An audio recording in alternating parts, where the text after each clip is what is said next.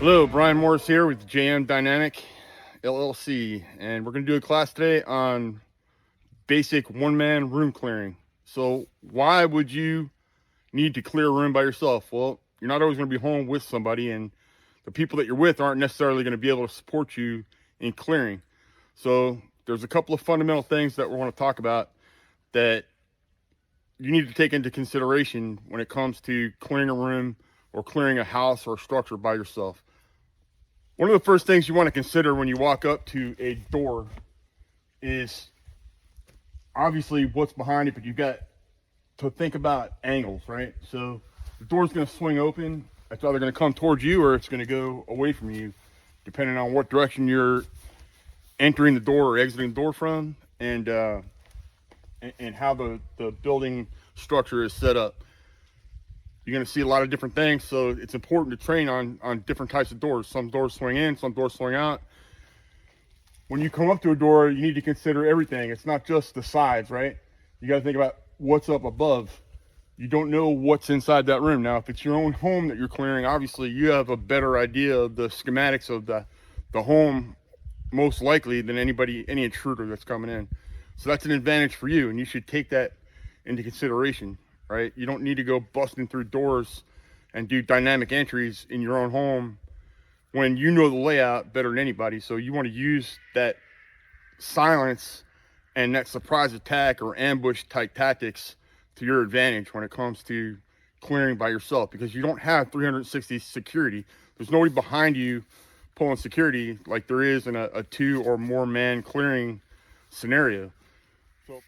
So we're talking about a worst case scenario here. So when I say worst case scenario, I mean you're in your home, you're alone, there's nobody to help you clear your home, and let's say you're in your bedroom, you got the door shut, you're sleeping, you hear a loud noise, and you need to go investigate it. Now, it's not always going to be Al Qaeda or ISIS in your home. You know, it could be your daughter coming in from a late night date. So you really need to be situationally aware when you first go out to investigate what's going on. You also need to think about, even if it is an intruder, you need to think about the walls. You know, in America, buildings are made out of wood, and bullets tend to go through them very easily. You know, I did most of my service in the Middle East and Africa, and you know, the structures over there are much different, right? You're talking about reinforced concrete. Most people live in structures like that in the Middle East, but in America, we build things out of wood and, you know, pretty much paper mache. So when you shoot something, you have to think, if it goes through that wall, what's it going to go into? Is it going into my kid's room? Is it going into my neighbor's house? So you want to take those things into consideration. You also want to think about the type of ammunition and weapon systems that you're using to protect your home with, and take those things into account when you're choosing your weapon. When you're by yourself, you may be better off just waiting and ambushing out that whoever that intruder is. Just ambush him. You know, you're quiet. He doesn't necessarily know where you are. You need to wait for that person to come to you in some cases.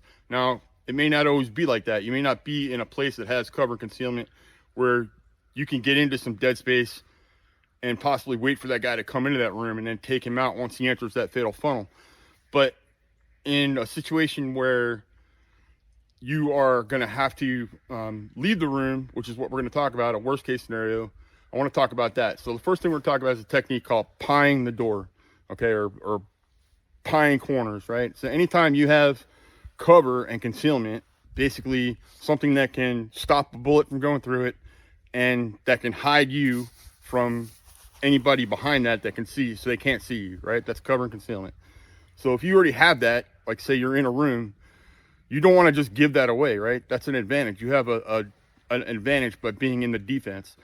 So if you can just wait for somebody to come in and then take them out like that, if they are a threat, then that's the way to go. But so anytime you have a door or a wall that you can hide behind, what you want to do, you can see right now the door's open. I'm completely exposed to anybody that wanted to shoot me that's on the opposite side of this door. But if I just stand over here, now I've got this wall that's providing cover and concealment. They can't see me, and I'm using my one eye, to look in, and I'm basically cutting off one slice of pie at a time, and I'm moving, I'm looking. I can see, right? So obviously I don't have a weapon in my hand. I would want to. I'm just trying to show you visually what it means to pie off a door. So basically, I'm using this wall right here as cover and concealment, and I'm just slowly moving. And if I can bend in like this, where I don't have to expose my entire body, and I can still see threats in the room. Now, obviously, there's dead space here, so I'm gonna have to start moving myself slowly and methodically to the left until I can clear the entire room. And if there is a threat, I can engage.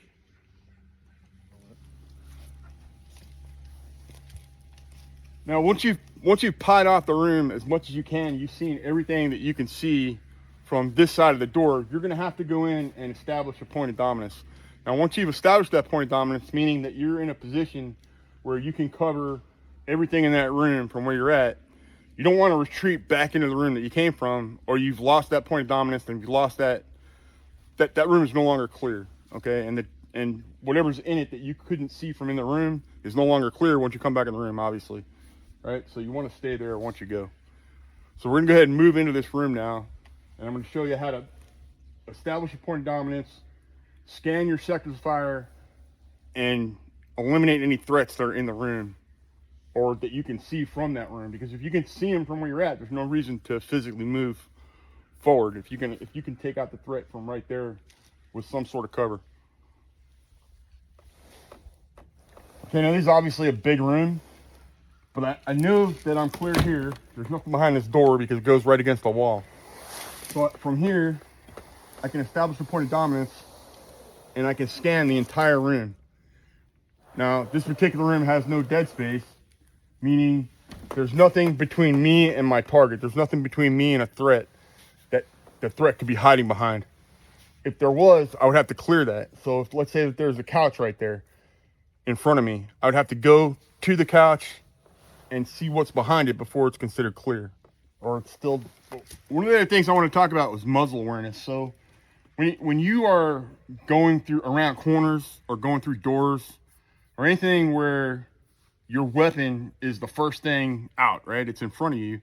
You don't want to telegraph your position by sticking the muzzle of your weapon through a door before you go through it, right? So you want to stay back as much as you can. You can still shoot from this position, no problem, as long as it's centered in your chest and it's the business end is pointed forward. Anything that comes in front of you that's a threat can be eliminated just like that. So there's no need to extend all the way out past, a door or a corner so that the threat sees that weapon, right? Now, if you did eliminate a threat and you've got a bad guy, he's on the ground, you shot him, there's no, in America, there's no law that says you have to provide first aid to that guy if he broke into your house and he was a threat. But you definitely want to call 911 or have a family member call 911 immediately. And you want to make sure that he doesn't have, if he's still alive, you don't want him to have access to his weapon, right? So you need to separate him from his weapon. You need to keep him covered with a weapon until the police get there.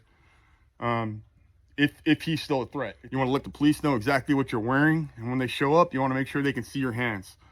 You definitely don't want them to show up and mistake you for the threat or the bad guy, because you can end up getting shot that way real easy. There's what they call the fog of war. When the cops come there, they're not always sure who did what or what the situation is. They need to find out. And the best thing you can do to help them is to show them that you are not a threat.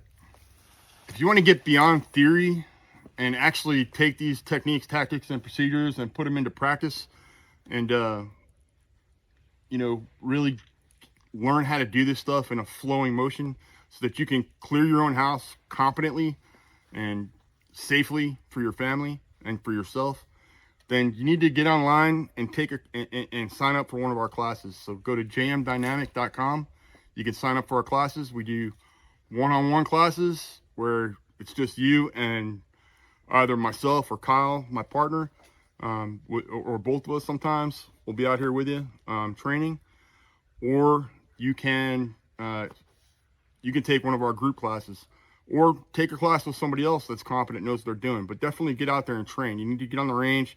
You need to put these theories into practice and learn how to do them competently, so that when an event happens in your home, it's not the first time that you're dealing with it. Same thing goes for your family.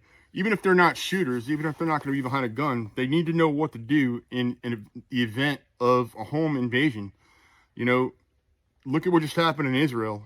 You know, it should be a big eye opener for Americans. You know, these kind of things can't happen on our own soil if we let our guard down. So it's important to be ready and be vigilant. Get out there, make sure that your family knows where to go and what to do in the event of a home invasion. You want to have a safe room if you can that provides cover and concealment and security. But if you don't, then you know, you may have to have them right behind you as you're moving, depending on where you are. You know, and it's not always going to be in your home. Today we're talking about home invasions, but it could be an active shooter situation where you're just trying to get out of a mall or something like that, and safe to get your family out of there and eliminate threats or a threat on the way, depending on what the situation is. So you definitely want to get out there and train and learn how to do this stuff. Don't just watch a video on YouTube and think you're good to go. Right? You need to get behind a gun, and you need to do this stuff for real, so that you get the skills and the knowledge to put you at a tactical advantage over your enemy. This is Brian Morris with JM Dynamic, Skills for Life.